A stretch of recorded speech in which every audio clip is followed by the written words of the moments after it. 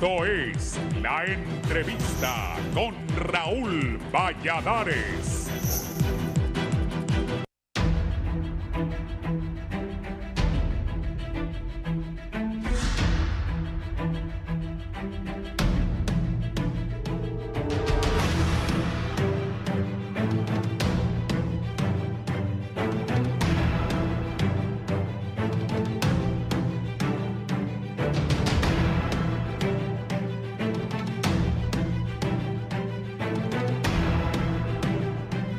Intenso el ambiente electoral en Honduras, diversos sectores manifiestan su preocupación respecto a todo lo que acontece previo a la jornada bautizada como la madre de las batallas y que a opinión de varios expertos existe una utilización de las instituciones del Estado para intentar controlar el poder soberano que es el voto. Nosotros nos hemos incorporado a esto porque amamos Honduras y esperamos tener el derecho legítimo como pueblo de ir al sufragio con tranquilidad, con serenidad, y a eso es a lo que exhortamos a todo el pueblo hondureño. Que el Ministerio Público debió de esperar el proceso electoral precisamente por las observaciones y la observación 25 que ha hecho el Comité de Derechos Humanos de las Naciones Unidas respecto a los procesos electorales. ¿Qué es lo que busca? Que los procesos electorales sigan su curso. Un informe presentado por juristas señala que el cierre irregular del Congreso Nacional, el uso político del Ministerio Público, la falta de actuación del Poder Judicial y la creciente influencia de las Fuerzas Armadas están comprometiendo la separación de poderes. En el Consejo Nacional Electoral, donde ya recibieron las papeletas de 3 departamentos y donde todo parecía resuelto con el tema del transporte del material electoral, ahora el proceso está en el limbo por la impugnación presentada por otra empresa. Esto vuelve a traer atrasos en el cronograma. A esto se le suma los discursos de los candidatos presidenciales, quienes continúan mencionando que el país puede estar a las puertas de un posible fraude electoral y advierten que harán lo posible para evitarlo. No obstante, expertos se preguntan cómo los presidenciables con mayor posibilidad de triunfo podrán sostener ese discurso y si el pueblo podrá creerles, pues dichas posturas y advertencias que no dejarán robarse el triunfo siembran más incertidumbre para el exfiscal de la República, Edmundo Orellana Mercado. En elecciones, los partidos le apuestan a la indiferencia ciudadana para que decida el voto del activista. Entran en pánico cuando se vota masivamente, porque entonces decide quién está comprometido con el país, no con el partido. Anímese, su voto decide el futuro del país, señala. Pero la situación que envuelve las elecciones también involucra al Poder Judicial, donde este día se espera la audiencia de declaración de imputados contra los magistrados del Tribunal de Justicia Electoral, Mario Flores Urrutia y Miriam Barahona, cuyos apoderados legales presentaron una recusación para que la presidenta de la Corte Suprema de Justicia, Rebeca Raquel Obando, no conozca este caso por existir un presunto conflicto de intereses. Este mismo día, los diputados de la oposición acudirán a una nueva autoconvocatoria para tomar una decisión respecto al estado de excepción. No obstante, desde el oficialismo les advierten que será otro show del bipartidismo y el PSH. Por ahora, la situación no es la mejor, concuerdan los analistas, quienes lamentan que en Honduras la democracia, como se conocía, cambió en el 2009 y el 2013, lo que trajo consigo administraciones que, lejos de cumplir sus promesas, solo buscan satisfacer su capricho de mantenerse en el poder.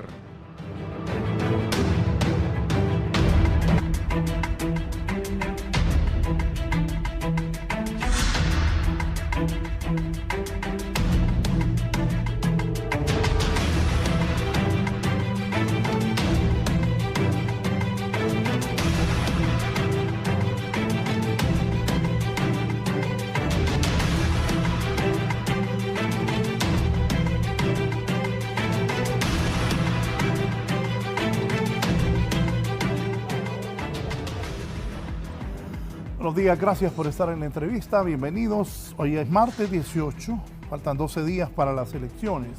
Tengo dos distinguidos invitados para que hablemos de lo que está pasando en el país. Aquí conmigo la rectora, socióloga y rectora, la doctora Julieta Castellano. Bienvenida. Muy buenos días, un saludo a todos ustedes. Será una conversación realmente viendo el país, viendo los escenarios, así que muy cómoda de estar con ustedes. Gracias. Gracias. El exfiscal de la MASI, exfiscal, abogado de profesión y docente universitario, el abogado Alex Nava. Bienvenido. Gracias, Raúl, por la invitación. Un gusto estar aquí con la rectora universitaria. Para mí es un placer estar en este programa analizando los contextos y político-electorales que se van a dar de cara a las elecciones generales de noviembre. Ya estamos a 12 días de las elecciones. A esos 12 días, doctora Castellano, ¿cuál es el ambiente que se visualiza? Antes se hablaba, ¿van a haber elecciones? ¿No van a haber elecciones? ¿Qué nos puede decir inicialmente? Bueno, creo que el contexto, la coyuntura electoral se ve compleja desde diferentes miradas, complejas por el contexto nacional, con incertidumbre por las condiciones de la coyuntura internacional que no deja de influir.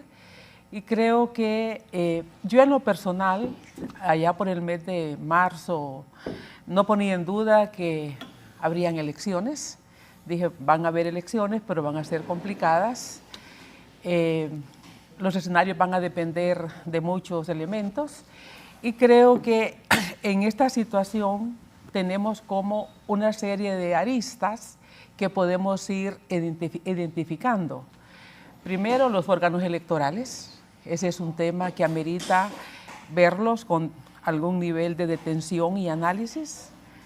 El sistema jurídico nacional, toda la institucionalidad jurisdiccional.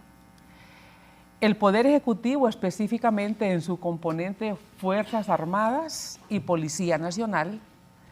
El Congreso Nacional es otro de las instituciones o un poder del Estado que igual ha contribuido a ponerle complejidad, y obviamente el contexto internacional, específicamente con el tema primero de los llamados, los informes de las comisiones de observación electoral, sus reiteradas solicitudes a que en el país se crearan condiciones.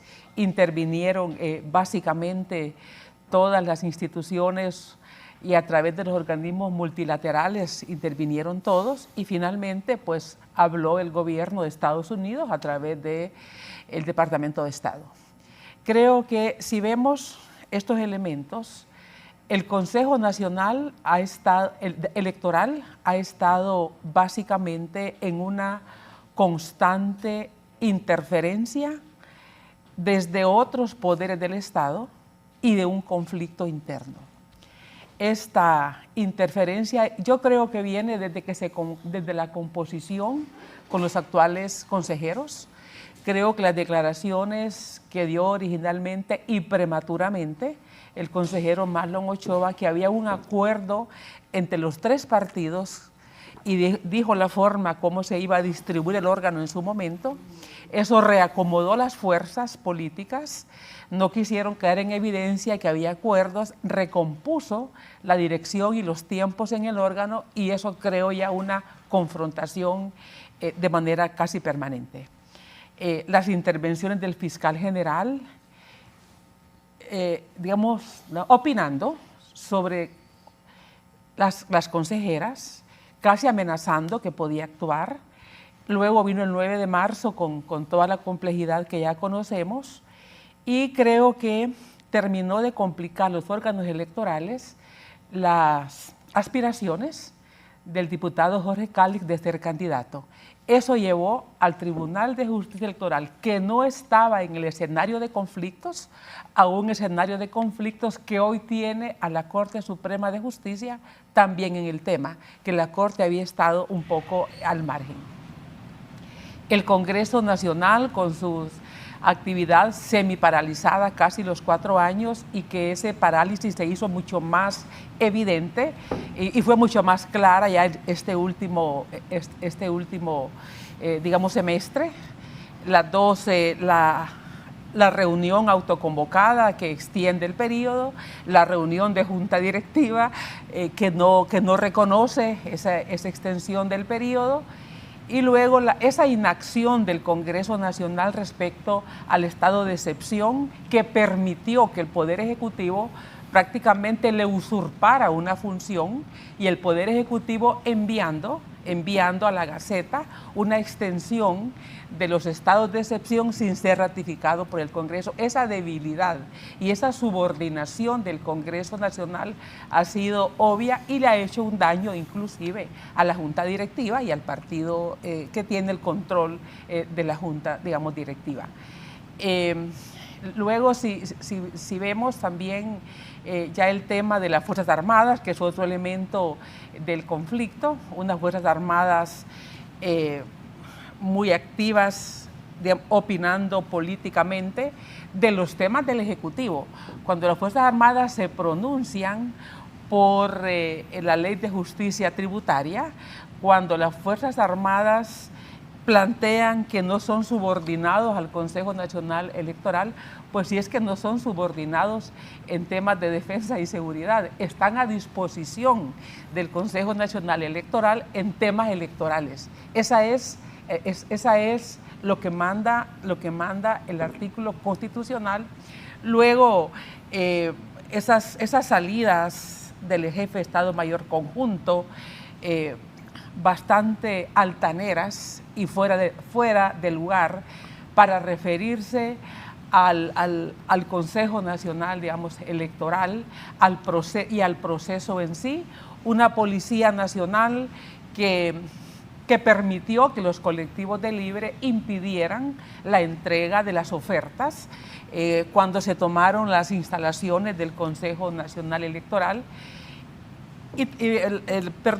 Los accesos fue lo que se tomaron. Entonces, todo esto hace que la incertidumbre fuera sembrándose cada día más, y creo que, por último, y con esto cierro esta parte, las diferentes organizaciones que están en el país, la Unión Europea, comenzó la OEA, la misión de observación electoral, planteando los riesgos que se miraban en el proceso con la judicialización, con esa actuación del Ministerio Público bastante activa, muy diligente, especialmente en los temas electorales, muy diligente en algunos temas de corrupción, pero dejando de lado otros casos de corrupción que pudieron mandar un mensaje hacia la ciudadanía de decirnos: el Ministerio Público va a actuar contra todos, no va a actuar únicamente contra los opositores políticos o no va a actuar políticamente. Entonces, todos esos avisos que hizo la OEA, la misión de observación electoral, luego, como para que se viera que había un interés más allá de la Comisión de Observación Electoral, se pronunció el secretario general de la OEA. La Unión Europea también lo hizo. Naciones Unidas desde Ginebra también mandó su análisis, sus observaciones, sus inquietudes, las plasmó de un proceso electoral cuando los órganos electorales estaban siendo perseguidos y con el estado de excepción, y aún así se extiende el periodo de excepción, se manda a la Gaceta y dice: yo aquí mando y a mí no va a haber organismo que me diga lo que tengo que hacer. Ese es el estilo que hemos tenido, y vino pues el mensaje del Departamento de Estado y estamos en esa condición. Luego, ahora ya estamos con el transporte adjudicado al menos, pero todo esto los políticos nos tienen en un nivel de incertidumbre, y los políticos, yo creo que no son todos, son realmente los políticos que están tratando de controlar el proceso electoral, que ha habido evidencia de que quieren hacerlo, que están sembrando incertidumbre, y yo coloco más de este lado al Partido Libre en esta actitud. Don Alex Navales, abogado, ¿cuál es su análisis inicial, tomando en cuenta también lo que está hablando la rectora? Sí, yo estoy de acuerdo en algunos apuntes que hace la rectora. Sin embargo, también creo que desde el 82 que volvimos a la democracia, Honduras está viviendo una multicrisis con círculos no cerrados, ¿verdad? Cosas que vinieron pasando y que resultaron en golpe de Estado y ahora la crisis que tenemos en los organismos electorales, ¿no? Consejo Nacional Electoral, Tribunal de Justicia Electoral. Si bien es cierto, la política partidaria es un campo de confrontación diaria, ¿verdad? No es menos decir que esta confrontación nunca se había dado, ¿no? En los procesos electorales que yo he analizado y estudiado, no se había dado este tipo de confrontación tan abiertamente en los órganos electorales. Y esto yo sí diría que no es una condición específicamente de un solo partido político, sino de los liderazgos de todas las fuerzas políticas que están representadas ahí, que normalmente estos funcionarios deberían de responder a la Constitución y no a un partido político, pero que entendemos que en la política práctica responden a un interés político partidario y que eso ha marcado, digamos, ha parcelado los posicionamientos de cada uno, que sean, digamos, asedios dentro de estos organismos electorales y que al final no dejan que se avance, ¿no? Pero yo sí que quisiera ser positivo en este proceso. Creo que en la adjudicación de del transporte, la formulación de las papeletas en Olancho, Valle y en todo el país, la no inscripción de estos dos diputados, que creo yo que era un fraude de ley y que el Consejo Nacional lo hace correctamente, ya la coordinación con las Fuerzas Armadas, creo que vamos caminando hacia un proceso electoral transparente, limpio. Muchos sectores hablan de fraude, yo no creo que vaya a haber ningún tipo de fraude, como lo decía ayer, creo que en su programa uno de sus invitados, Raúl, no es tan fácil hacerlo, además que los partidos políticos tienen dentro de las juntas receptoras de votos, tienen sus representantes y que por lo tanto las capacitaciones que se van a dar es para que cuiden el voto, ¿no? Si alguien va a hacer algún fraude, como en Honduras se ha dado, es en las juntas receptoras de votos y no en la tecnología y no en el traslado de estas urnas, sino en las juntas receptoras de votos cuando las actas, como se dice, mata el voto, ¿no? Lo que pasó en el voto por voto con por ejemplo, Ricardo Álvarez, cuando se hablaba de eso, o en el famoso fraude electoral de 2017, donde se cayó el sistema y donde las actas rurales comenzaron a salir. Yo creo que debemos avanzar hacia ese tema, darle certidumbre a los organismos electorales que están en el país. Creo que Ana Paola Hall le ha dado otro rumbo más profesional, más técnico, al Consejo Nacional Electoral y ha llegado a los consensos necesarios para que las fuerzas políticas apoyen unánimemente este proceso. Así que creo que vamos a un proceso electoral un poco sui generis, ¿verdad? Con ciertas características de cierta crisis y de ciertos atisbos que pueden generar algunos problemas el día 30, pero que si creo los liderazgos políticos y se respeta el voto popular, tendremos un proceso transparente, limpio y que responda a los intereses ciudadanos, Raúl. Nunca antes habían estado tan enfrentados los representantes del Consejo Nacional Electoral en una elección.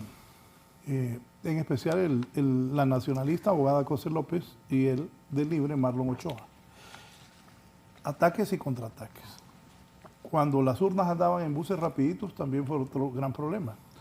Pero ¿quién hizo eso? Al final la gente del Libre fue a votar, los liberales y los nacionalistas, a las 10 de la noche, a las 8 de la noche, al día siguiente.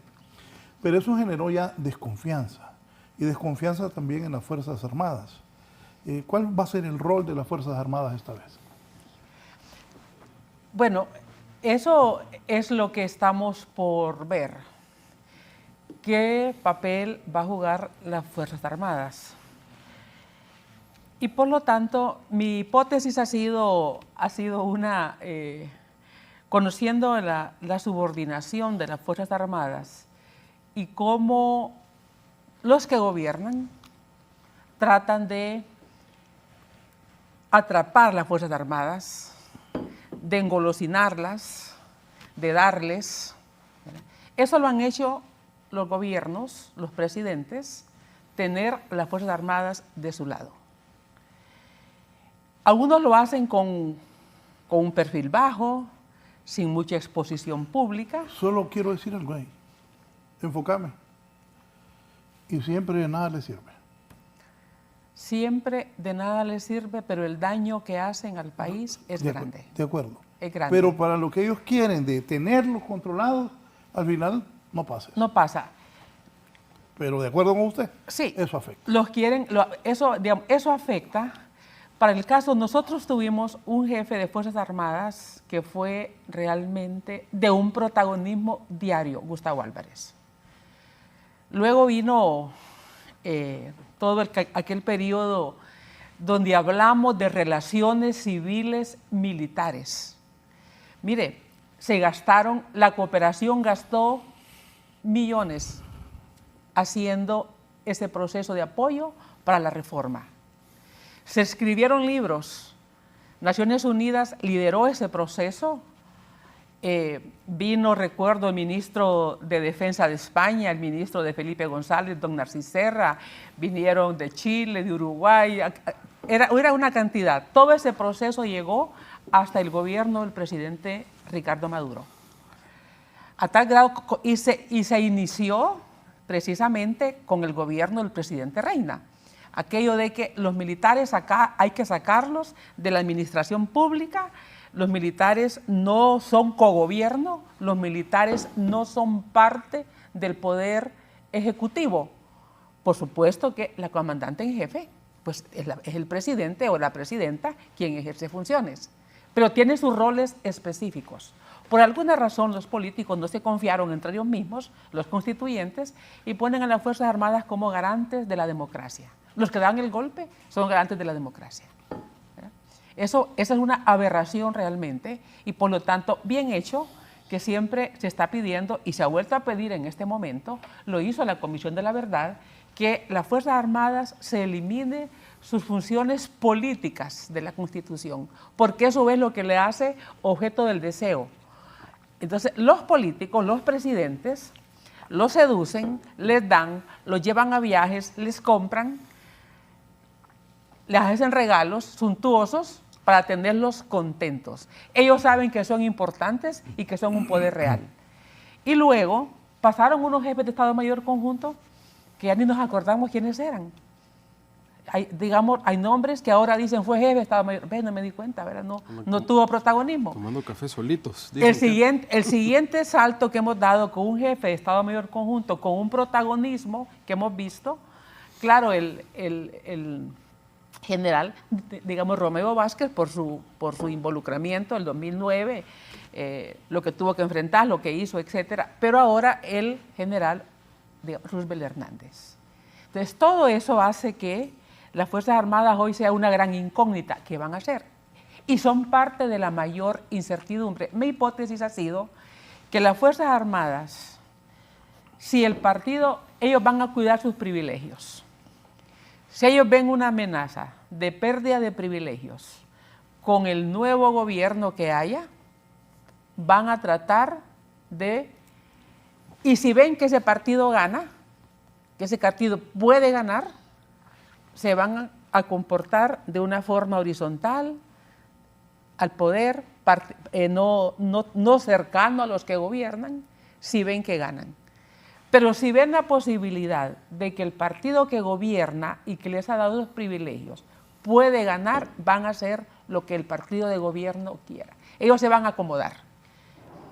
Si el que tiene posibilidad de ganar lo ven, visualizan que puede tener problemas con ese nuevo gobierno, se van a comportar, digamos, más transparentes, cumpliendo con la ley. Si visualizan que hay formas de que el partido que gobierna se quede, se van a plegar. Por lo tanto, esa es la incertidumbre y esos son los vaivenes que hemos visto. Hace unas 5 o 6 semanas. ¿Pero pueden tener alguna injerencia directa? Es que si usan el poder arbitrario, sí pueden tener injerencia. ¿Quién puede limitarles el poder arbitrario. En su escenario, Ese es el punto, ¿usted ese ve es el punto. en su escenario ve la posibilidad Mire, de eso? digamos, hipotéticamente puede pasar, no digo que va a pasar, pero teóricamente puede pasar. Ante cualquier gobierno y ante cualquier elección puede pasar. También va a depender de la composición interna del órgano. Puede ser que hayan personas muy comprometidas con el gobierno o con un gobierno dentro del círculo que deciden las Fuerzas Armadas, pero no necesariamente todos. Pero ese es un tema también que tiene una arista externa, y esa arista externa es Estados Unidos. Nos guste o no, influye. Cuando la fiscal Pamela Bondi dijo que el cartel de los soles pagaba peaje aéreo, vimos un realineamiento por unas 2, 3 semanas tal vez, de silencio de las Fuerzas Armadas. Dijimos, bueno, aquí algo está pasando. Habría que ver con el Departamento de Estado ahora qué pasa, con eso que mandó, nos guste o no, ya sea la gente antiimperialista o proimperialista, porque hay unos que les gusta el imperio chino y el imperio soviético, o el imperio ruso ahora, pero no les gusta el imperio norteamericano. Entonces, no es que sean antiimperialistas, es que les gusta a un imperio pero no el otro. Pero aquí en Honduras, si lo hablábamos antes de entrar, aquí la gente es gringuera, a la gente ricos y pobres. Les encanta Estados Unidos y hablar de Estados Unidos. Bueno, estamos a 2 horas, ¿no? De Miami. Y alguien me dijo, bueno, hay muchachos que hasta se deprimen si no van a Estados Unidos. Sí, claro. Si no van 2 o 3 veces al año. Sí. Que se van un fin de semana, ¿verdad? Se van el viernes y vienen el lunes. Entonces, porque pueden hacerlo cambió la generación. Nuestra generación sí, inclusive ir a estudiar a Estados Unidos, la gente se iba a México, ¿verdad? O se iba a Europa o a Costa Rica, no era la meca. Es que Estados Unidos no era la meca ideológica, la meca ideológica para nosotros eran otros países donde encontrábamos los espacios para las carreras que nosotros estudiábamos. Rectora, pero hoy cambió todo eso, obviamente. Rectora, pero el 90%, 95% de los hondureños no puede ir a Miami, porque no hay pisto. Y cuando dije que le van a quitar la visa a alguien, el 95% de los hondureños no tiene visa. ¿Sí? Hace poco un muchacho que trabaja conmigo fue y le dijeron, no. Sí. Pero los que hemos podido ir a Estados Unidos, a Miami, nos gusta. Es la verdad. Aquí los hondureños son gringueros, es la verdad. Sí, por toda esa exposición mediática pero no cultural, solamente... ¿no? Pero aún la gente de izquierda. Claro, sí, claro. A ellos les gusta también. Es que mire, ahí es donde el discurso se les cae. Porque uno ve los hijos. Yo les decía ahora a ustedes antes de comenzar que yo he escuchado en este foro y en otros foros, en este canal y en otros canales, nietos del bipartidismo hablando del bipartidismo, despreciando el bipartidismo, cuando sus abuelos y sus padres, por 3 décadas o más, fueron parte de ese bipartidismo. Hoy son candidatos por el Partido Libre, son antiimperialistas, pero estudiaron en Stanford. Me hizo acordarme ahorita de un hotel en Miami, el Sofitel. Entonces, en ese sentido, yo lo que siento es que primero hay una mala memoria, hay un doble discurso, hay una doble moral, además hay una farsa en el mensaje. Mire, hay ministros hoy de este gobierno antiimperialistas que estudiaron en Inglaterra, y qué bien que tuvieron esa oportunidad, felicitaciones, ojalá que muchos tuvieran esas oportunidades. Pero no hay coherencia con el discurso. Mire, aquí han venido nietas de la cepa del bipartidismo, que hoy van de candidatas a diputadas y hablan del maldito bipartidismo. Si de ahí nacieron sus padres, de eso, ahí trabajaron sus padres, ahí crecieron sus padres. y tuvieron unos trabajos generosos. Y con esto cierro. Yo lo que siento es realmente una utilización de un discurso porque le reditúa políticamente en su grupo, pero en la práctica es otra cosa. Sí.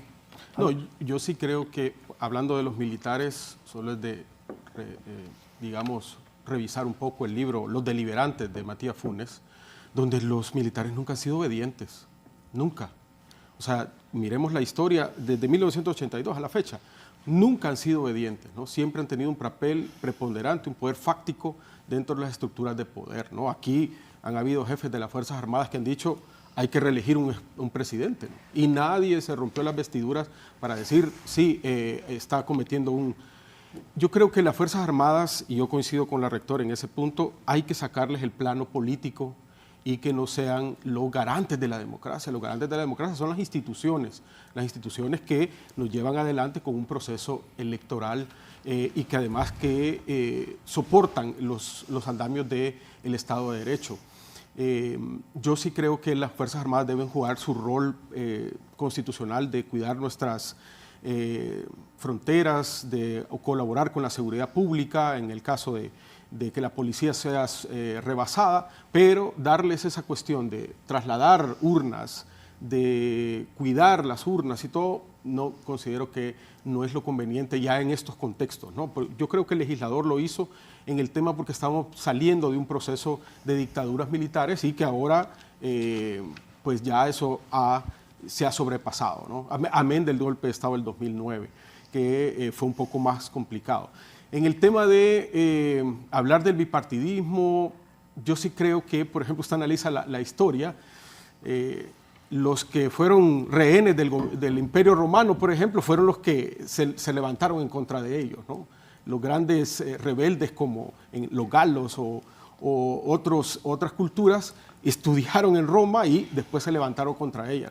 Eso no quiere decir de que la gente tenga derecho a escoger o no otro partido político u otra ideología, ¿no? Los abuelos pueden tener una concepción, pero que al final no es compartida por ellos. Yo sí creo que hay condiciones para un proceso electoral transparente. Las Fuerzas Armadas no creo que vayan a venir, porque en la hipótesis que se plantea es que utilizando la fuerza, ¿no? Que cada militar que esté de custodio puede entrar y agarrar la urna y decir me la voy a llevar.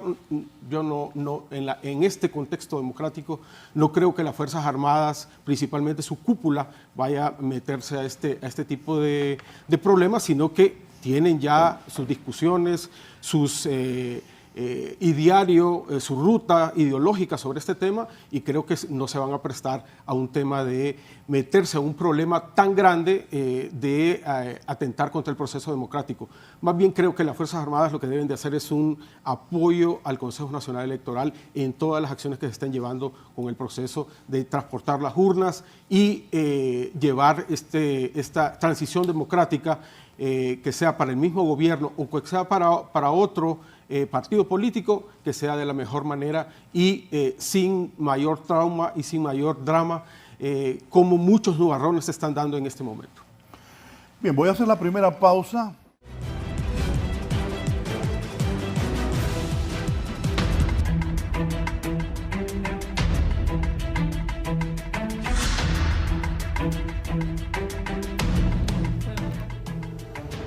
Ayer decían que se había adjudicado el transporte. Son varios millones que se paga por ese transporte. Pero más noche estuve pasando la noticia a las 9 que estaban impugnando. Eso en cuanto al transporte. Los quito todavía en el limbo. En duda el TREP. Así estamos, el Consejo Nacional Electoral a 12 días de las elecciones. Ojalá que se arreglen las cosas, pero así estamos hoy. Bueno, uno lo que siente es como un complot permanente, ¿verdad? Permanente desde diferentes instancias, y el tema del transporte no está al margen de esta percepción de que alguien mueve este tema para que no se adjudique, para crear obstáculos. Es una pena realmente, porque todo el proceso ha estado interferido y toda esa desconfianza nos lleva a que este proceso sea excesivamente caro y que la tecnología no resuelva realmente los problemas de las dudas, porque el problema no está en la tecnología, está en las estructuras de poder que en realidad están dejando una lección penosa de falta de transparencia, de ética y de manipulación de la ley. Y esto pasa inclusive, vaya, con el tema de los audios. Hay unos audios que supuestamente hay un complot al transporte, ¿verdad? Y uno dice, bueno, pues que haya una investigación. Hay una acusación, los audios se exhiben públicamente. La acusación que hacen en de esos audios de la consejera López es una acusación de un delito grave porque es un complot. Luego, el consejero Ochoa lleva los audios, los expone el fiscal general y el consejero le dice, ¿por qué no publican los audios? ¿Por qué no publican los audios? Algo se quiere justificar con eso y él lo expone. Bueno, nos hemos dado cuenta hace unos días que la defensa fue a pedir los audios para mandar a verificar la autenticidad científicamente por órganos independientes. Y la defensa tendría derecho a eso porque es una acusación. Así lo entendemos sin ser abogado. Y le dicen que no se los pueden dar porque la imputada, porque no está como imputada la consejera, sino mencionada como testigo. Como si ella habla, aparentemente, planificando un complot, hablando de un complot, es testigo y no es imputada. Entonces, y saco esto porque eso desploma la credibilidad. Desploma la credibilidad al interior del CNE, desploma la credibilidad de un ministerio público y de un juez que no autoriza que los audios se den, y en el tema está el transporte. Entonces, ¿qué pasa con el transporte? ¿Por qué se convirtió en un objeto de problemas cuando nosotros mirábamos que retiraban la oferta, que volvían a licitar, que, digamos, que fracasaba el proceso, que lo volvían a lanzar, finalmente lo asignan, qué bueno que lo asignaron, creo que fue el día domingo, sí. Y ayer lunes aparece ya una impugnación. ¿Qué está pasando? No tengo respuesta, obviamente, porque no estoy adentro, no sé, pero sin lugar a dudas, ahí hay un problema de intereses que alguien está moviendo y lo que no sabemos es qué tipo de intereses y ojalá que se resuelva. Es lo único que puedo plantear. Yo sí creo que con el tema del transporte, la impugnación es un proceso normal, Raúl y estimada rectora.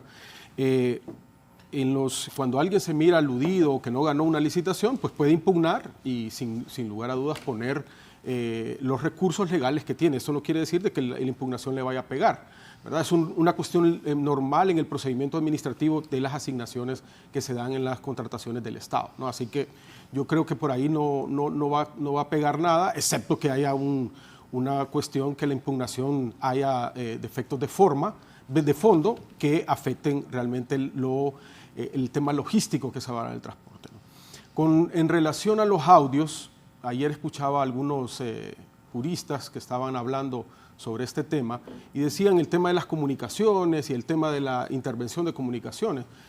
Y qué bien que lo mencionaron porque nadie está hablando del fondo del asunto.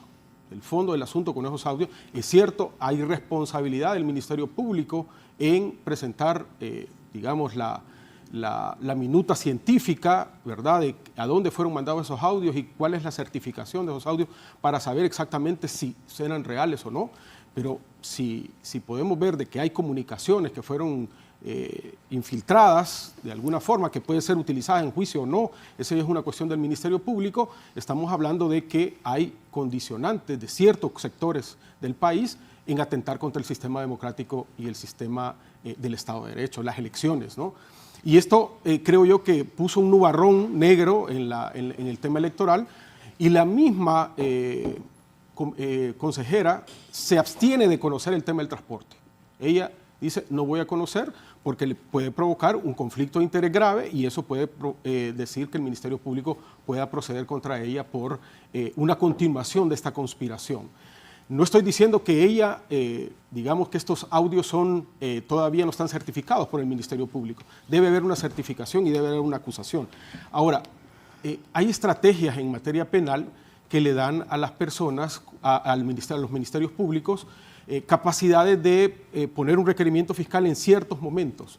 Y quizás en este momento, Cossette López no es una persona de interés para el Ministerio Público de presentarle un requerimiento fiscal y que por lo tanto la tiene en investigación en estos casos y por lo tanto no se entiende de que ella, la parte, puede pedir la información para proceder al peritaje de esto, ¿no? Ya el Ministerio Público tiene peritos desde tiempos anteriores, a la Maxi, por ejemplo, ya tenía gente que podía identificar estos tipos de audios y que si son reales o no. No creo yo que un fiscal general va a salir en televisión nacional diciendo estos audios están ahí y estos audios son hechos por inteligencia artificial.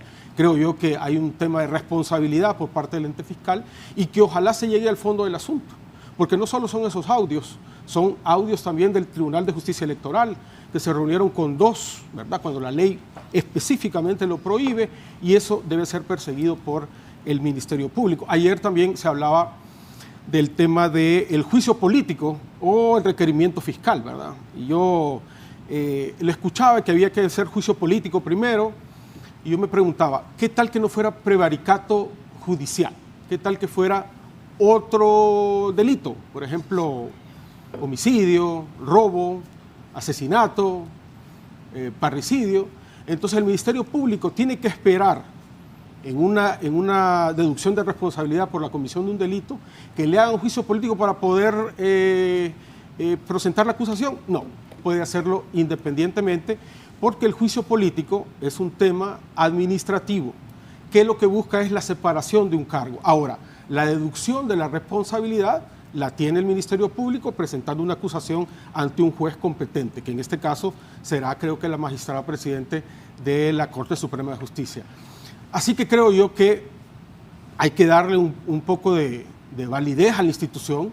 Creo que hay cosas que no se deben dar. Por ejemplo, la publicación de los audios creo que se deben de mantener en una condición de secretividad para llevar una buena investigación, pero también estoy convencido de que hay que llegar al fondo del asunto para conocer exactamente quién está implosionando el sistema democrático hondureño. Sí, yo creo que su planteamiento de que hay que darle validez a la institución es muy difícil que la logre, porque los audios estos del transporte, que incluye el transporte, no son los únicos audios. Sí. ¿Verdad?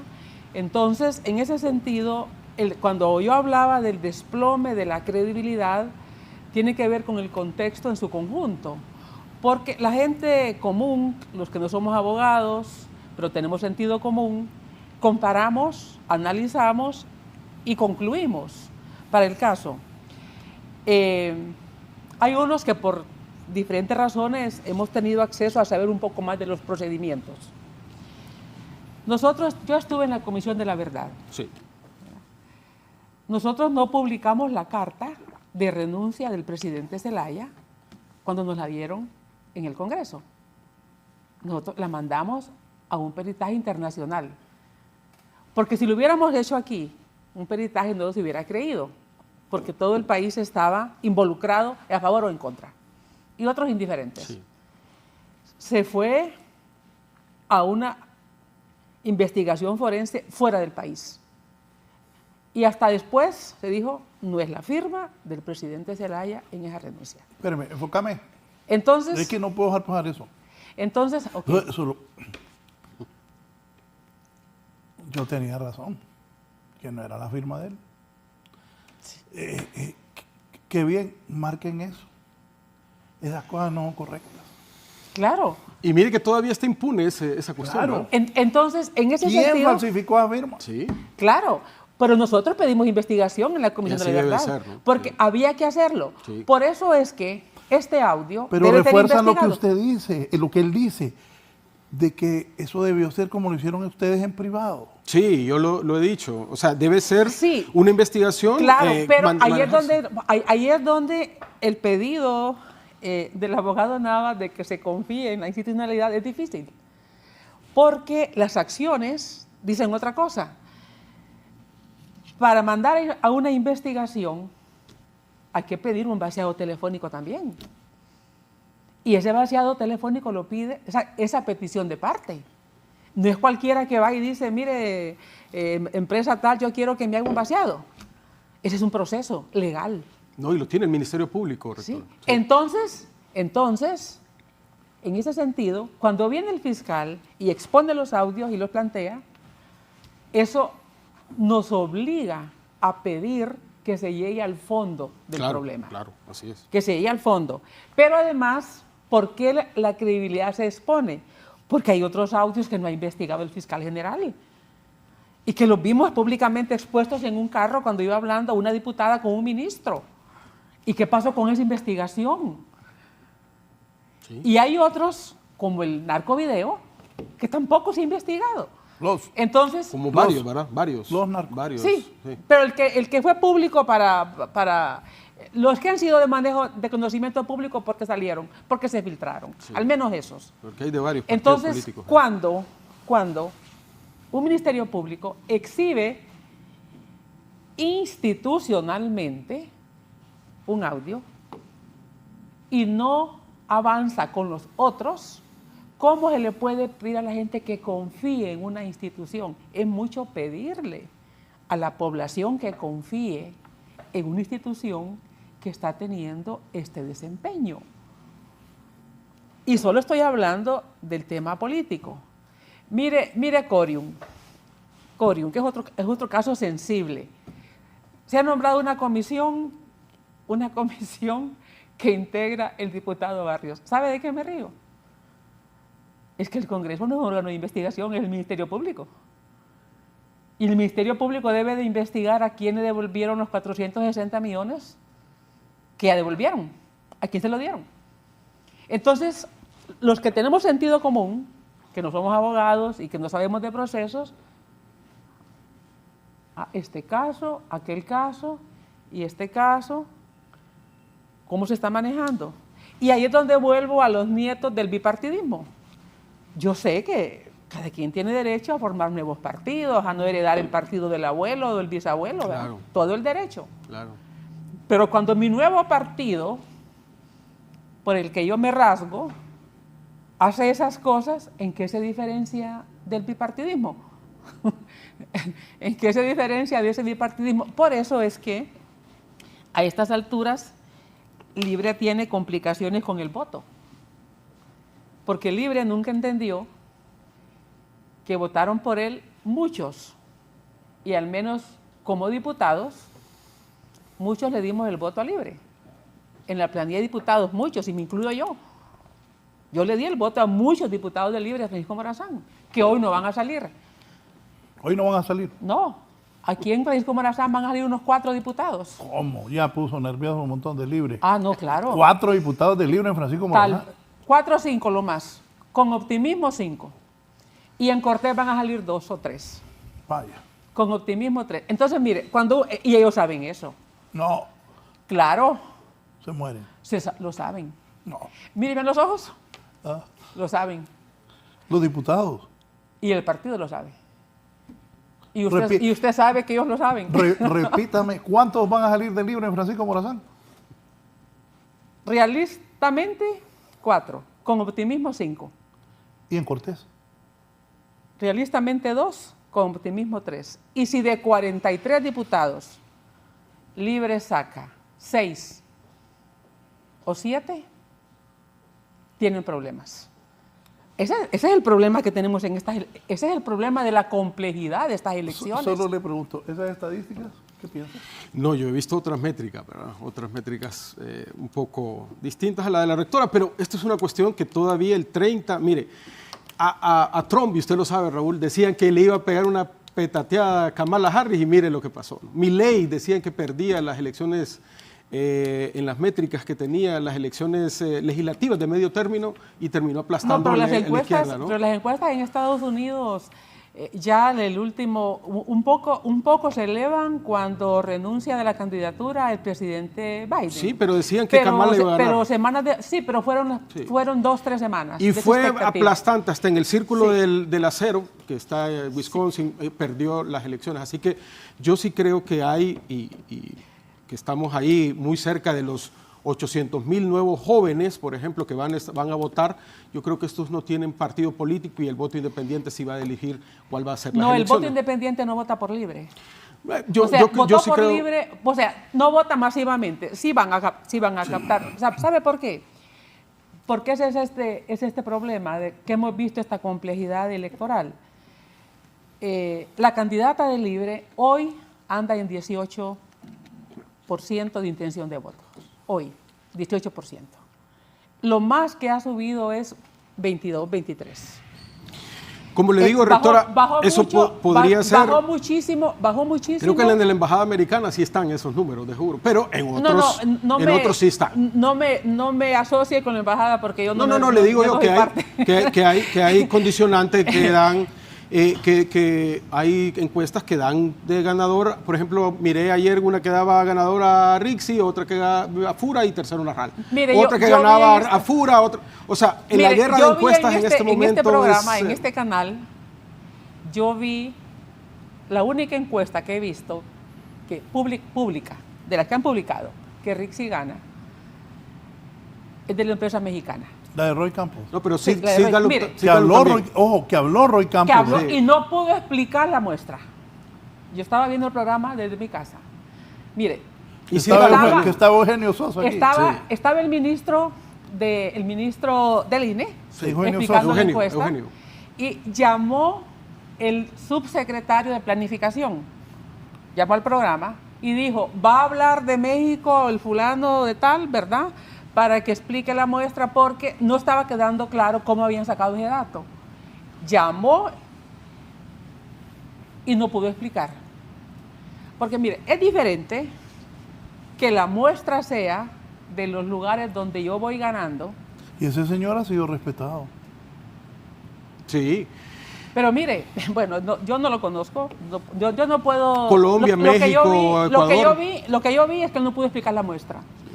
No pudo explicar la muestra. Sí, le voy a contar, cuando él habló, hasta la gente me preguntó, porque es un tipo respetado. Sí, claro. Sí, pero no pudo explicar la muestra. Sí. O sea, digamos, yo le hablo de la muestra aleatoria, que el margen de error tiene que ser lo más del 1 a 1.5%. Yo creo, él rector, no pudo explicar la muestra. Yo creo, rectora, que cada quien tiene su corazoncito y cada quien va a creer que va a ganar su candidato, ¿no? Y eso está bien. El inconveniente aquí que va a ser el 30 de noviembre que van a elegir.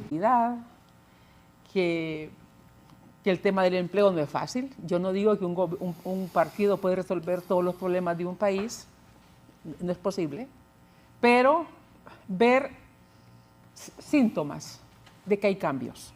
Sí. Sin embargo, cuando vemos esas acciones, en primer lugar, Libre creyó que el 1.7 millones de votos que sacó eran de él. No es cierto, no eran de él. Era un voto que le llegó hasta del Partido Nacional. Votaron por Libre, liberales e independientes. Pero ese es un voto tránsfuga, que se le mueve. Es como el Partido Liberal, que hoy crea que es un partido fuerte. El Partido Liberal es un partido débil todavía, Es como partido es débil. Tiene un candidato fuerte, que es otra cosa. El Partido Nacional es un partido que tiene un voto duro que lo sigue, pero tampoco gana con ese voto duro. No gana. Es que ninguno de los tres gana con ese voto duro. Necesitan convencer a ese voto independiente. ¿Cómo lo convence?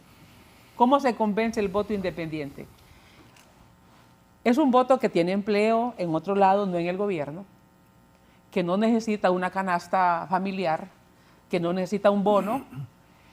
Fíjese que cuando hemos hecho entrevistas a todos los partidos, cuando hemos hecho investigaciones, nos dicen, mire, hacer campaña en Tegucigalpa es difícil y en el norte, porque la gente no le podemos llegar con un saco. La gente nos pregunta por otras cosas, nos pregunta por democracia, nos pregunta por combate a la corrupción. Eso es lo que el voto independiente espera, avances democráticos.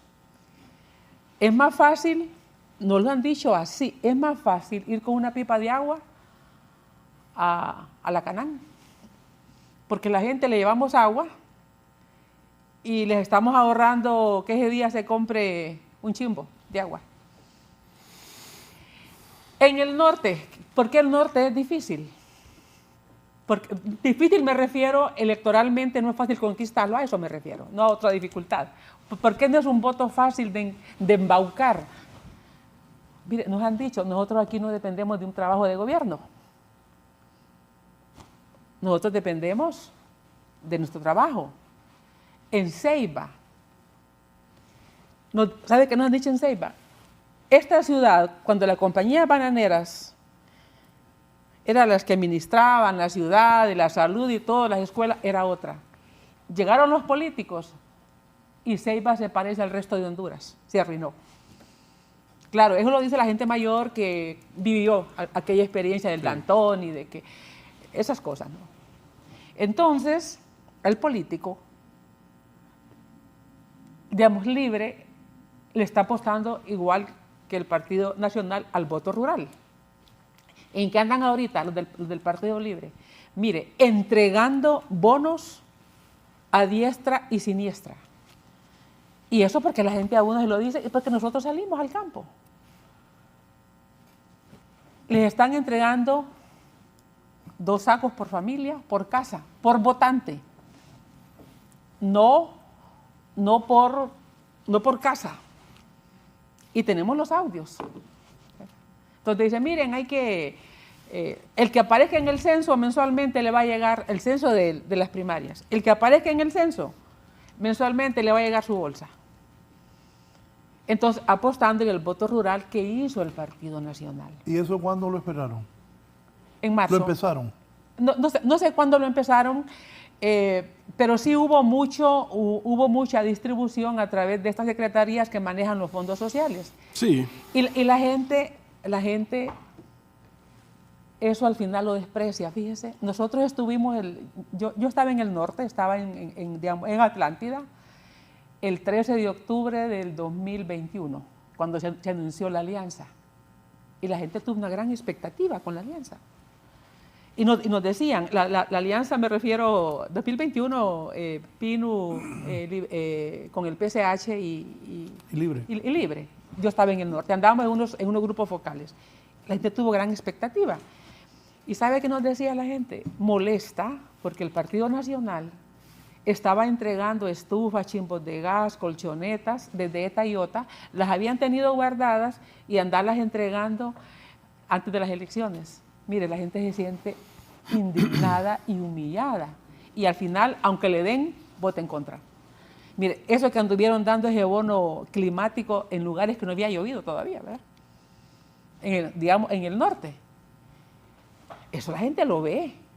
Entonces, y ahí es donde yo voy, con lo mismo, cuando un partido hace las cosas iguales o parecidas, ¿cuál es la diferencia?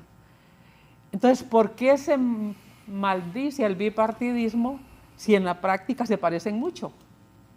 Se parecen mucho en la práctica. Combate a la corrupción. ¿Cuál combate a la corrupción? ¿Cuál CICIG? Entonces, todo eso que al voto independiente lo convence. Si este gobierno hay que apoyarlo porque se está avanzando, no lo vimos.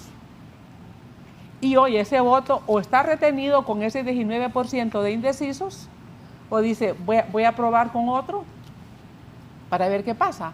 Entonces es muy difícil en estos tiempos que un partido, si no tiene buenos resultados, pueda renovar mandato. ¿Ese 18% hacia dónde se puede inclinar? Cuidado con ese 18%. Sí, claro. Ese 18% ¿Hacia dónde se Raúl, puede decidir la fíjese elección. que le voy a decir una cosa. Yo sí creo que, porque este proceso, ¿no?, de traer condiciones clientelares, caudillistas, no es en 4 años que se construyó. Esto viene de una época estructural histórica de los dos partidos grandes, ¿no?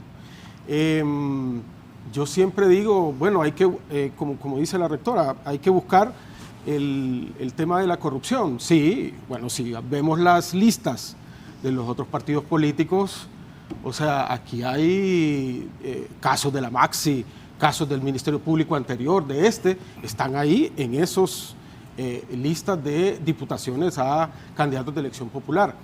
Fíjese que hay algo importante cuando dicen hay que sacar los otros, ¿no? Y yo estoy de acuerdo. El corrupto, el delincuente, sea del partido que sea, el Ministerio Público tiene la obligación de perseguirlo. Ahora, nadie dice, porque vivimos un paradigma distorsionado, nadie dice que las acusaciones que está dando son irreales. Que por qué no le han nombrado a un candidato presidencial, que por cierto está ahí viendo televisión, el juez natural para cómo se manejó la alcaldía municipal. No la dice. O diputados o candidatos de diputados del otro partido que han sido acusados por lavado de activos. Nadie dice que no es cierto, solo dicen que es oposición, que es persecución política. Que es cierto que si hay actos de corrupción en este gobierno, tiene que investigarlo el Ministerio Público y tiene que dar resultados, tiene que hacerlo. Esa es una cuestión que las líneas estratégicas del Ministerio Público no deben de hablar con timings ni con cálculos políticos, en eso estoy de acuerdo yo. Pero también tenemos que ver que esta no es una condicionante de este gobierno, sino una condicionante que viene estructuralmente y que también... Esos son los pactos de impunidad que ha habido en el país per se. Sí, es correcto. Entonces, pero no, ahora son redentores de la democracia los que aprobaron pactos de impunidad y escudos de impunidad reformando el Código Penal, o que aprobaron que el Ministerio Público no pudiera investigar y que fuera el Tribunal Superior de Cuentas, o que aprobaron las sedes, o que sacaron a 4 magistrados de la Sala Constitucional para aprobar una reelección. Esas son las condiciones que también tenemos que ver en el pasado. Mire, Raúl... Que la Procuraduría ayer haya acusado 95 a 95, los acusó ayer porque tuvimos una indemnización que hay que pagarle 50 millones de lempiras a los magistrados, a los 4 magistrados, por salarios caídos y todo eso, ¿no? Y eso hay que pagarlo. A los 4 de la Sala Constitucional. Y usted más que yo lo sabe, rector, usted ha escrito sobre eso. El Partido Liberal y el Partido Nacional venimos de la opción B. Venimos de que sea por una sola vez, donde pusimos una persona que no era hondureña como presidente de la República, donde sacaron 4 magistrados de la Corte Suprema de Justicia, donde se dio un golpe de Estado, donde la rectora fue miembro de la Comisión de Verdad y Reconciliación. Eso es el retraso. 75% se entregó el país de pobres, 74, creo que 75% dijo el INE. Entonces, yo creo que es cierto, hay que hacer un recambio de liderazgos políticos y hay que ver que esto no es una cuestión solamente del Partido Libre, sino que tiene que ver con pactos de impunidad, que muchos de estos, rectora, no se aprobaron muchas leyes porque no quieren es que quieren jalar agua para su molino con respecto a la ideología política, sino que tiene que ver con pactos de impunidad que dicen, si no me toca el Ministerio Público, yo apruebo esa ley. Si no me ayudan para el juicio que tengo, yo apruebo esa ley. Esas son casi negociaciones mafiosas que tienen ciertas estructuras de poder y que están ligadas a estos partidos políticos. Sí, yo coincido... Bueno, los diputados hacían eso. Sí, yo coincido, yo no dudo que las investigaciones que estén en curso sean falsas. Sí. Lo que planteamos es que es insuficiente. Correcto. Que se haga únicamente con los de la oposición política, porque ahí es cuando entonces se deslegitima la autoridad y se dice es persecución política, un argumento que venimos oyendo hace décadas. Cualquiera que se investiga en periodos electorales y se investiga es persecución política, y entonces el proceso se desacredita. Si el fiscal general a esta altura no estuviera únicamente removiendo casos del pasado, que tiene que hacerlo porque es su trabajo, Sí. pero también estuviera investigando los casos actuales, la gente le aplaudiría y diría, aquí sí estamos frente a un gobierno donde no protege corruptos. Y ojalá que lo haga. Pero ya les pasó el tiempo. Sí. O sea, ya les pasó el tiempo. El gobierno lleva 40 meses y el actual fiscal lleva ya casi 2 años. Sí. Entonces ya no lo hizo y ya no va a convencer a la gente a 2 semanas de las elecciones. Es que el gobierno ya terminó. Entonces el concepto que tenemos son iguales, se están protegiendo, protegen a los suyos. Mire, hay otras cosas que la gente ve y que por lo tanto Libre tiene problemas para conquistar voto independiente. ¿No? El nepotismo. El nepotismo. Se ve. Ese despilfarro. ¿Sabe cuántos van hoy? ¿Cuántos van a Qatar a esa cumbre de transparencia? 12 personas del gobierno. ¿Usted sabe lo que es ir a Qatar? No sabía. Entonces pareciera que están, o sea, el costo me refiero de ir a esos países. Entonces, si la gente percibe, hay para viajes, ¿cuántos fueron a la cumbre del clima? 150 personas. No eran 40. 150. ¿Cuántos mandó Costa Rica? Yo fui a Qatar hace 4 años, al Mundial. Compré un paquete y me fui a ver el último partido. ¿Del Mundial? Sí. Es que me acordé por lo que ella dice. Sí, entonces, feo ahí, por cierto. Entonces, mire... No, pero es cierto lo que usted está diciendo. Es caro. Sí, es caro. Mire, ¿cuántos envió Costa Rica a la cumbre del clima? No llegó ni a 22. Y es un país que tiene un trabajo en el tema climático respetable. ¿Cuántos envió México según el listado oficial que vimos? No llegó a 50. ¿Y México cuántos millones de personas son? Entonces, en este gobierno cada viaje ha sido una excursión. Este país puede darse ese lujo. Claro. Los de Libre dijeron que no iban a hacer esas cosas y las han hecho. ¿Y las han hecho? Todos los gobiernos son así, ¿eh? Sí. Todos los anteriores. Sí, todos. Sí. Todos. Y, por ejemplo, los blindados, los carros blindados también ahí siguen.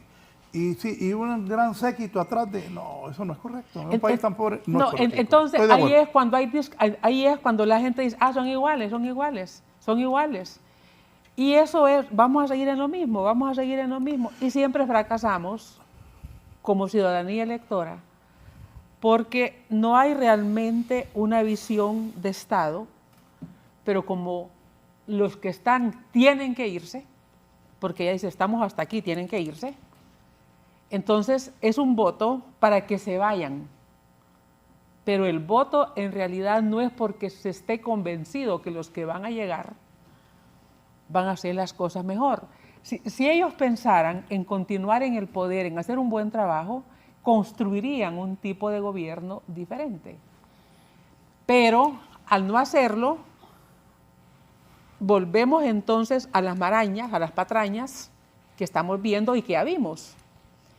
Mire, ¿por qué hoy, independientemente, y no es un tema de corazoncito, independientemente, ¿dónde hemos visto ese afán de controlar?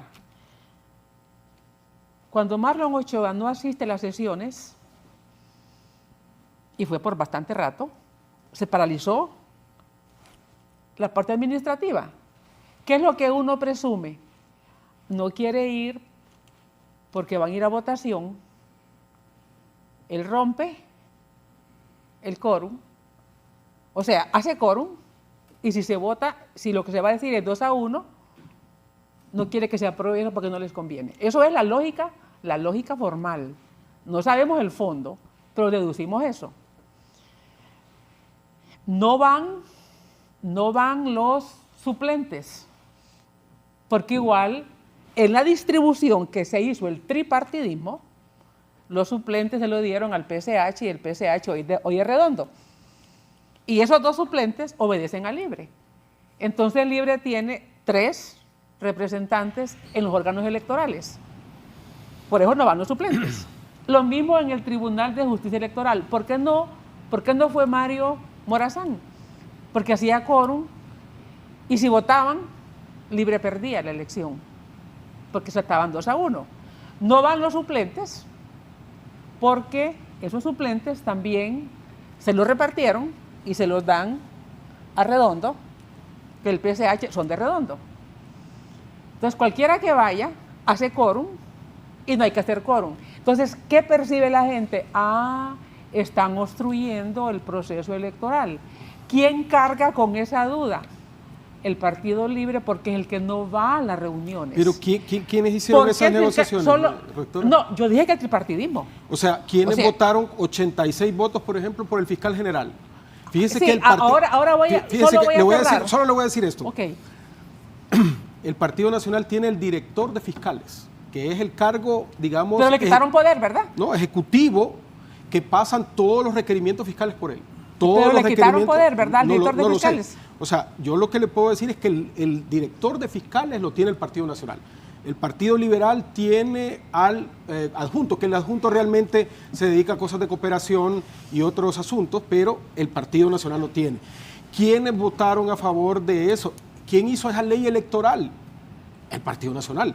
¿Quién hizo la ley procesal electoral? El Partido Nacional, dejando candados que ahora utiliza el poder. Eso es una cuestión normal en la política. Pero mire, yo no voy a defender, yo no vengo a defender al Partido Nacional. Sí. Yo lo que le planteo es que la carga de la duda de este proceso electoral que está siendo interferido y se han postergado procesos ha recaído para la gente al que no va a reuniones. Y no ha ido a reuniones. Quien paralizó las reuniones fue el Partido Libre. Y uno presume, es que no quieren que voten porque no tienen los votos para controlar ellos el proceso. Ahora, ¿cuál es la duda de esto sobre el Ministerio Público? Porque el Ministerio Público no investigó a los consejeros y magistrados que paralizaron el proceso electoral y no iban a las elecciones. Ahí nos entra otra duda del Ministerio Público. Sobre las leyes que usted plantea, es cierto, nosotros hemos querido esas reformas y ningún partido las quiere. Y por eso es que el Congreso Nacional es el objeto del deseo y por eso hoy se dice que el presidente Zelaya quiere 45 diputados porque quiere seguir sentado en la mesa de negociaciones. ¿Verdad? Porque llegar a 86 con ellos, con Libre. Si Libre queda fuera de los 86, Libre queda sin poder. Un partido decorativo. Y eso no quiere el presidente Zelaya, jamás aceptaría, y este es el conflicto, ser un partido decorativo. Quiere estar en las decisiones de los 3 partidos. Pero ningún partido quiere reformas porque ese es el pacto de impunidad que han traído siempre. En ese pacto, inclusive, están los militares. En el próximo gobierno sigue el tripartidismo, repartido el Congreso. Sigue el tripartidismo porque Libre no ha logrado quebrar el bipartidismo. Si Libre hubiera hecho un gobierno diferente, le hubiera quitado votos al Partido Nacional y al Partido Liberal. ¿Cuántos diputados Libre? 25. ¿Tienes en cuenta? 30. Yo creo que sí viene... La mitad de lo que tiene hoy. Sí, pues sí. Bueno, es que ya se le fueron varios, ¿no? No tiene la mitad ya, ¿verdad? No, tiene 46, creo. Sí. No, tiene menos. 46. Con los de Jorge Cálix, ¿no? Que se fueron al Partido Liberal.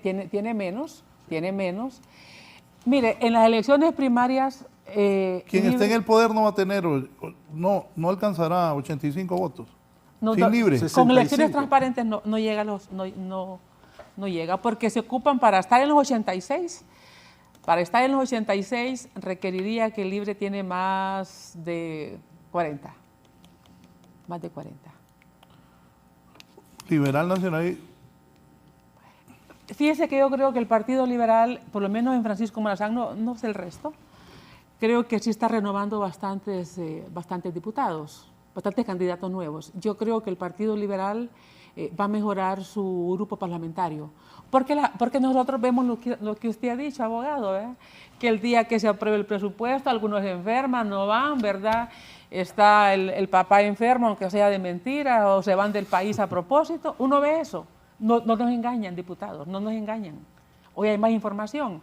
Entonces, cuando se va a aprobar un presupuesto, una ley, entonces se van los que no quieren comprometerse o los que les han pagado, ¿verdad?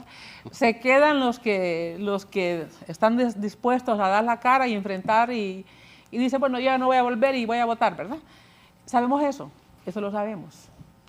Y yo creo que eso van a volver menos de esos. Yo creo que en Tegucigalpa se va a renovar y me parece a mí que el Partido Liberal puede mejorar bastante porque lleva nuevas caras, porque los que salieron por la planilla de Narrala. Creo que algunos del PCH que pueden irse con otros partidos igual pueden salir beneficiados. He visto la planilla del Pino, que lleva también nuevos cuadros.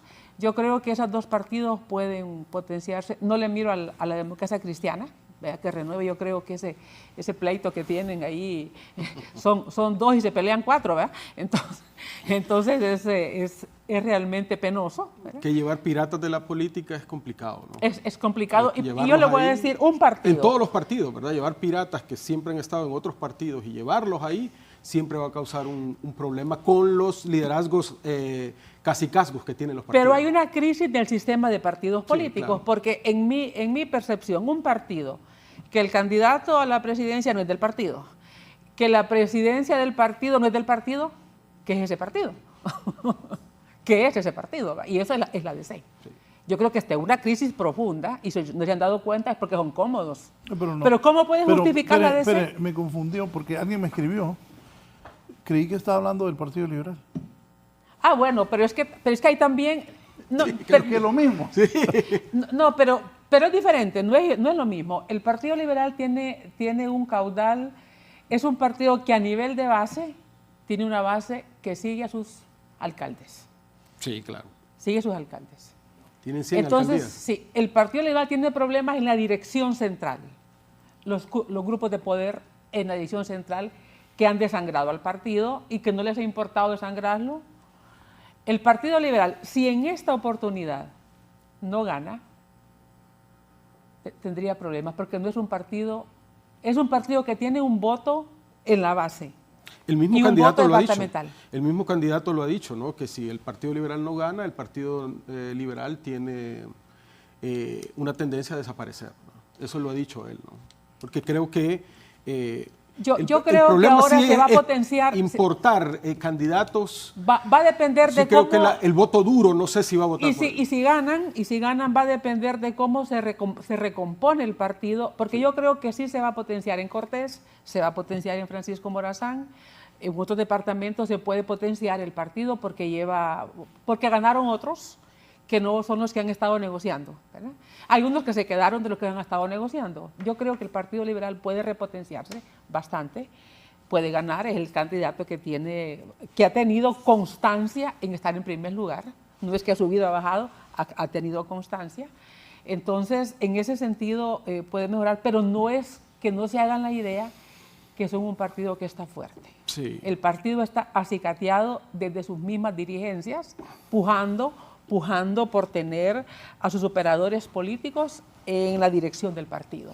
Y como usted lo sabe, rectora, no solamente es ser un candidato popular, ¿verdad?, sino la movilización del voto, ¿verdad?, el músculo político que lo tienen los partidos, digamos, como Libre o el Partido Nacional, y yo no sé si tienen esa movilización ahora el Partido Liberal para llevar ese voto, a llevarlo ahí, a estar.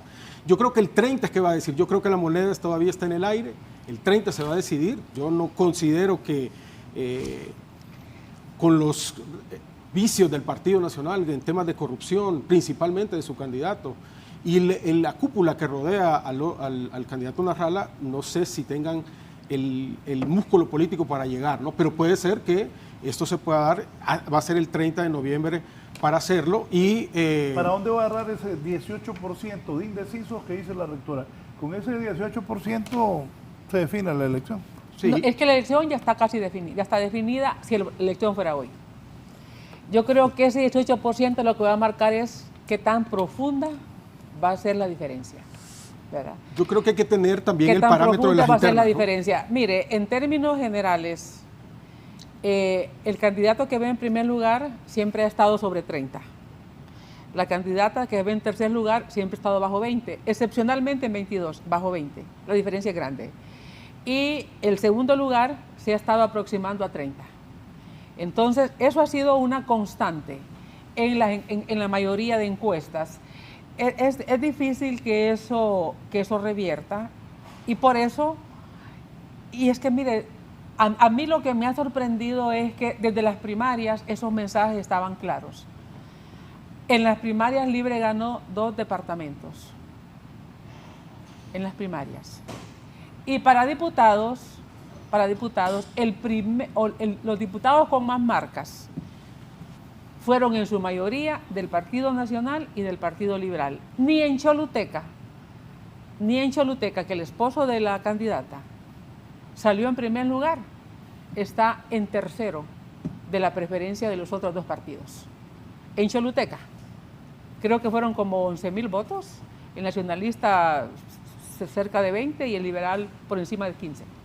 Entonces, en ese sentido, para mí la pregunta que me he hecho es, viendo esto, ¿cuál va a ser la estrategia del partido después de estos resultados? Cuando vimos marzo. Y lo que hemos visto fue que su estrategia, en mi lectura, fue dirigido a su voto que ya tiene seguro. Ahora hemos visto una campaña contra los banqueros que quitan las casas, ¿verdad? Y todo, ¿verdad? Yo debo decirle, yo mi casa la hice con préstamo, ¿verdad? Y si no hubiera tenido un trabajo, no hubiera tenido préstamo. Como todos los hondureños. Como todos los hondureños, sí. Ahí vuelvo a un tema, antes, porque hablamos de la corrupción. Y no es que defienda a Fausto Cálix. Le sacaron una noticia que había comprado una casa de 3 millones. Sacaron la piscina, pero la piscina es del complejo de ese montón de casas. Y creo que todo humano tiene derecho a hacerse de su casa. Es un derecho humano, claro, tener vivienda. Yo entiendo que Fausto y la esposa sacaron un préstamo y van a pagar la casa como todo, a 20 años. Pues eso no es corrupción, ¿verdad? Porque por eso todo el mundo no quiere entrar al gobierno después porque pero yo le por voy cualquier a decir, cosita. Pero yo le voy a decir, esas noticias han afectado al interior de Libre, porque algunos ven que unos crecieron mucho, mejoraron mucho, y otros que no mejoraron nada. Hoy el grupo de la candidata es su propio grupo. Ahí hay un problema que no ha salido, pero que en la medida se aproximan las elecciones se escarba más. El grupo de Libre del presidente Zelaya está fuera. Está fuera. Y en ese ¿Cree que grupo, el presidente Zelaya va a estar fuera? ¿Y usted cree que va a seguir igual? No, yo creo que hay que una recomposición de fuerzas, ¿no? O sea, ya no es él el candidato, ni tampoco la presidenta Xiomara Castro es el candidato. O sea, hay, como en todo sistema político, hay una recomposición. Ahora, esto es normal en la política, rectora, o sea, no es que es algo que se viene dando. Juan Orlando Hernández, cuando perdió la elección, ya era otro liderazgo, era FURA, ¿no? Y eso normalmente se da en la política. Yo sí creo que hay una recomposición en todas las fuerzas políticas y al final será el pueblo hondureño el 30 de noviembre que en la mañana irá a votar y sabremos exactamente cuál es la verdadera encuesta. Ahí sabremos exactamente. Permítame, voy a totalmente.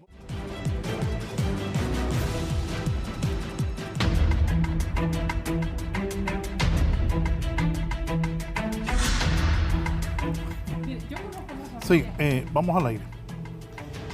¿Es posible que en Honduras haya ese fraude como lo afirma el oficialismo? ¿Por qué ríe? Es posible que haya ese fraude como el oficialismo. Es que, mire, a mí me sorprende que el oficialismo hable de fraude, ¿verdad?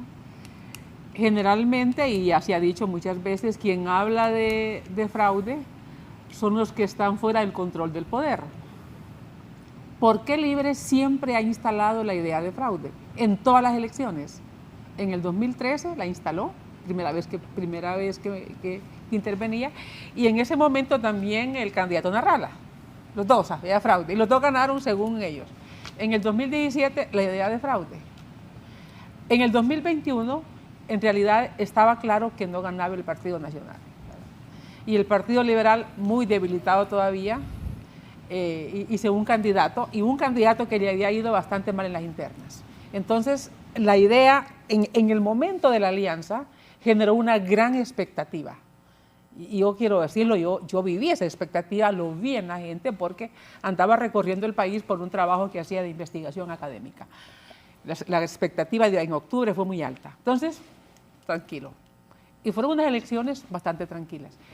El día de hoy, y en cualquier elección, quien somete al escrutinio su cargo es el que está gobernando. Es como que usted sea fiscal general y haya un concurso para el nuevo periodo y usted participa y participan 20 abogados más. El único que puede perder es usted, porque ya tiene el cargo. Cualquiera de los otros 19 pueden ser ganadores. Así es hoy y así fue el 2021. El único que está sometiendo su gestión al escrutinio es el Partido Libre. El único. Y el único que puede perder, porque está en el poder, es el Partido Libre. Los otros dos tienen la posibilidad de ganar o de perder las elecciones. Pero si pierden, vuelven a la condición que ya están. Si ganan, van al poder. Los cachos regresan al poder. Solo estarían fuera 4 años. Sí, pero yo no quiero decir que van a ganar. O sea, no la tienen fácil. O sea, me refería. Teóricamente, hipotéticamente. Mire, cualquiera que se postula una reelección... Ojo, si el Partido Nacional ganara la elección con Tito Afura, no lo baja nadie de ahí. Porque después de todo lo que pasó y que volvieran a recuperar 4 años el poder, sería impresionante y no los bajan. Si Libre gana, también pienso que tendría bastante tiempo porque Rixi Moncada es una mujer ordenada que puede hacer un buen gobierno y sacar adelante a Libre. Hay que ver el Partido Liberal si llegara a ganar. Mire, el Partido Liberal siempre tuvo el beneficio tuvo una gran ventaja el Partido Liberal, y que era un conglomerado de facciones ideológicas, desde el centro derecha hasta el centro izquierda y la izquierda, que al final fue una desventaja, al final fue su debilidad. Esa ventaja que lo llevaba a ganar 2 periodos y perder 1, se convirtió en la desventaja de su quiebre en el 2009, porque este sector del movimiento social o de la centroizquierda, con el bolivarianismo en América Latina y la actitud que asume el presidente Zelaya, los engolosina. Trae a Correa, trae a Chávez, trae a Evo, aquella gran concentración en Tegucigalpa, ¿verdad? Aquel gran discurso. Este es el momento. Y para mí, el oportunismo de izquierda se le sube al presidente Zelaya. Y él también los aprovecha. O sea, lo aprovechó la izquierda y se aprovechó el de la izquierda. Y seguimos. La opción era continuar. Viene el frenón que le ponen con el golpe, lamentablemente, y todavía estamos en esta condición que no se ha superado esa crisis, esa ruptura. Pero en este momento, el Partido Liberal no ha superado esa debilidad de su estructura superior, y dependiendo si el Partido Liberal hace esas que llamamos cachurecadas, ¿verdad? De que puede, que negociemos, que hagamos, es lo mismo, eso no le va a ayudar al Partido Liberal. Al Partido Liberal, igual que el Partido Libre, para convencer a ese voto independiente y sostenerlo, tiene que hacer un gobierno ético, un gobierno transparente. Bueno, a lo interno del Partido Liberal hay malestar porque narrarla a muchos no les para bola. Yo sí creo un montón. Yo sí creo, Raúl, que el Partido Nacional sí no tiene opción. O sea, no tiene opción para ganar debido al prontuario que ha traído un expresidente preso. Yo creo igual que usted. No tiene, yo creo que la moneda está para que el Partido Libre y el Partido Liberal disputen la presidencia. Mire, el Partido Libre está fuera de la competencia. Aquí hay una competencia de 2. Pero que usted acaba de descartar al Partido Nacional y al Libre. Sí. O sea, ¿gana quién? Si la elección es hoy y es transparente, gana el Partido Liberal. O sea, gana Narrala para usted. Sí, si la elección es transparente, Si no hay algo excepcional que pase de aquí al 30, gana el Partido Liberal. Los nacionalistas tienen la expectativa, según ellos, porque la diferencia anda en 4 o 5 puntos respecto a Narrala. Aquí hay una carrera de 2. Y no sigamos engañando al Partido Libre. Libre, su candidata, tiene hoy 18% de intención de voto. Entonces, si ustedes instalan la idea de que van ganando, es para hacer revuelta el 30. No, yo creo que, como dije, el 30 es que se va a decidir. Creo que el Partido Libre ha mostrado músculo político, al igual que otras fuerzas políticas del país, y creo que la disputa, la candidata Rixi Moncada está en la línea para pelearlo. Ese músculo político no lo vimos. Trajeron gente a la última manifestación.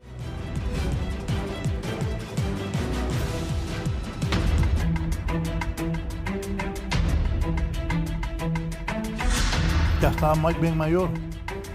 Rixi Moncada, candidata libre, aseveró que son tranquilos, pero que no se dejará quitar la victoria y los conocerán como si fueran un volcán. Fíjese que esas son las versiones que hemos escuchado de ella y de otros candidatos, el llamado a los colectivos. Yo creo que más bien eso no les ayuda. Yo creo que más bien eso incentiva el voto adverso a ellos, porque la gente tiene la idea, hay que ir a votar para que sea masiva la diferencia, para que sea irreversible, para que no quede duda. Creo que es un mensaje que en vez de contribuir a fortalecer la imagen de la candidata y del partido, lo que hace es sembrar las ideas de que quieren las cosas a la fuerza. Esa es la fuerza, nos vamos a declarar a las 12 del día y habremos ganado. Y yo vuelvo al sentido común, apelo al sentido común de nuevo. Cuando vimos aquellas enormes filas de gente en la elección anterior, gente mayor, gente con discapacidades votando, había una voluntad de ir a ejercer el sufragio y que se fuera el Partido Nacional. Cuando vimos que después del 9 de marzo que no llegaban las urnas, la gente se mantuvo y llegó de nuevo y volvió a llegar, hay una resistencia a que lo atropellen. Y esa resistencia al atropello tiene el efecto o puede potenciar el efecto de mayor participación electoral. Imagínese, Raúl, que está, digamos, que es una estrategia política realmente la que está utilizando la abogada Moncada, pero aquí hubo un candidato que dijo que si no ganaba él, iban a poner los buques que están en Venezuela, los van a poner en el Caribe, en las islas de la Bahía, los van a poner aquí. O sea, yo creo que primero hay que bajar las aguas, los discursos no deben una escalada de agresión, sino que establecer todos los candidatos aquí, todos, absolutamente, hasta Chano Rivera ha dicho que a las 12 del día se va a declarar, presidente. Me imagino que ya el 1 de diciembre vamos a hacer una colonia norteamericana. Yo creo que es una condición de una estrategia política y que al final cada quien lleva agua a su molino y llama a sus bases para defender el voto, defender las urnas, y que son estrategias que se están dando a nivel político partidario. Dice don Gilberto Ríos, buenos días, la rectora da su voto de castigo a quienes acabamos la dictadura dejó en el país y la de ella en la universidad. Cachurecos nunca más. Saludos a sus distinguidos invitados, dice Gilberto Ríos. No le respondo a Gilberto Ríos porque no es mi interlocutor. No es mi interlocutor, ¿verdad? Bien. Nos vamos. Gracias a su comentario final. No, bueno, creo que está planteado el escenario. La gente tiene un buen sentido común, tiene lógica común y va a decidir. Y creo que va a ir masivamente a votar y es lo que corresponde, asistir masivamente a votar. Gracias. Abogado Nava. Gracias, Raúl, y gracias a la rectora por compartir este panel. El 30 de noviembre será una fiesta ciudadana donde el pueblo hondureño irá a votar y donde elegiremos a quienes vendrán en los próximos años a dirigir el Estado. Sin miedos, sin compromisos y bajo una égida de fortalecer la democracia y el Estado de Derecho. No podemos permitir que los nubarrones negros o las personas que quieren implosionar el sistema democrático afecten esta fiesta ciudadana que se va a dar el 30 de noviembre. Hay dos pasiones, le decía yo a la rectora, el fútbol y la política. En Costa Rica esta noche, ¿cómo quedamos? No voy a ver el partido, voy a dar clases en la universidad, Raúl, pero porque creo yo que no nos van a decepcionar otra vez la selección. ¿Y usted ve los partidos? Fíjese que no, yo no miro los partidos, pero estoy pendiente de los gritos cuando hay goles en el vecindario. Entonces, cuando hay silencio, 2 horas, digo yo, pero estos no ha hecho nada la mire, selección. estos muchachos que trabajan conmigo son fanáticos. Aquel ya puso la canción. No, pues Qué bueno que lo disfruten. No, pues sí, es lo único Qué bueno. bueno que lo disfruten. Yo tengo un hijo que va a ver al Motagua al estadio. Y si los compañeros de aquí hicimos un equipo y vamos a jugar contra el Motagua, él va a ver. Y un día le dije, ¿por qué vas tanto? Es lo único sano que hay aquí en Honduras, me ir al estadio y ver. Sí, es bonito que la gente tenga, así como sufre, también gozan cuando la selección gana. Me gusta que gane la selección, obviamente, ¿verdad? Pero no miro el partido porque yo evito someterme a tensiones. Entonces lo están oyendo mis hijos, estoy pendiente de los gritos y todo, pero por supuesto, quiero que gane y disfruto cuando gana. El último partido lo vi con 2 colegas periodistas, con Edgardo Melgar y Luis Edgardo Vallejo con añales de ver eso, y transmitíamos juntos. Y le dijo Vallejo, calmate, te va a dar algo, y siempre perdemos. Y a Melgar también, pues es la verdad. La selección es como mi querido Motagua, siempre nos hace sufrir. Gracias, suerte a la selección, aunque no está fácil. Buenos días. Competir con pizarra y galvía, con nobleza.